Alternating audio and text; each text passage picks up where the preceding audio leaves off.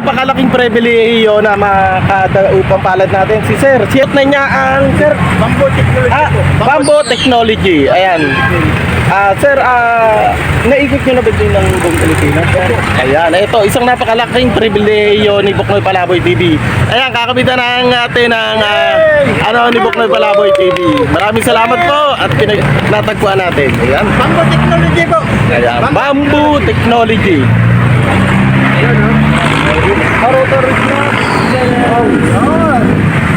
Ayan.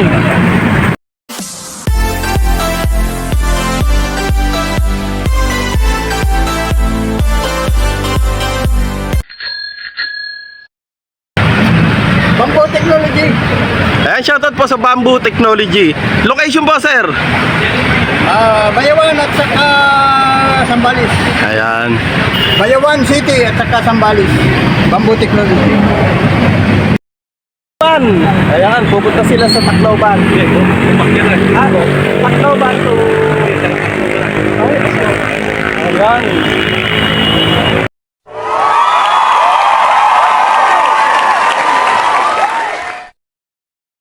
Ayan guys, isang mapagpalang umaga sa inyong lahat. Nandito ngayon si Sir Jeff Sanyo. isa sa Climate Justice Walk. Ayan sir, ano ang advocacy ng Climate Justice Walk? Yes, magandang araw sa lahat. Ang Climate Justice Walk ay binubuo ng maraming grupo na naniniwala dito sa pagtugon sa krisis pang klima, yung tinatawag nating climate change na krisis. Marami kasing naapektuhan ito, lalo na ating mga kababayang mahihirap. Tuwing merong malalakas na pagbagyo, kaya tagtuyo na nakakaapekto sa kanilang buhay at kabuhayan.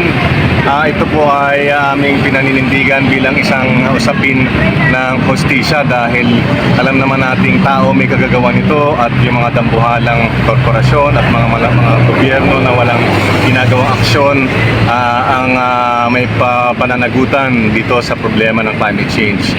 Kami po ay naglalakad sa loob ng isang buwan mula Maynila hanggang Tacloban upang magbigay pugay sa mga kapatid natin at mga mahal sa buhay, mga kaibigan na lubhang naapektuhan ng Super Typhoon Yolanda. 10 taon na ang nakakaraan. Kaya yan po yung ibig sabihin nito aming paglalakbay sa bawat araw, bawat hakbang, patungo tayo doon sa puso't isipan ng ating mga kababayan upang maimulat yung ating mga mata sa katotohanan nitong krisis ng climate change at yung malubhang epekto nito sa buhay ng ating mga kababayan. Pagpupugay po sa lahat ng mga naapektuhan nito at sa mga, lalo na sa mga naiwan na mga kamag-anak at mga mahal sa buhay doon sa Eastern Visayas at lalo na sa Tacloban City. Patungo kami sa Tacloban City, darating po kami ron sa anibersaryo ng Super Typhoon Yolanda. Ayan sir, isang mapagpalang umaga at pinunlakan nyo po si Buknoy Palaboy TV. Good luck sir at isang mapagpala pong umaga sa inyong lahat, sa inyong grupo ng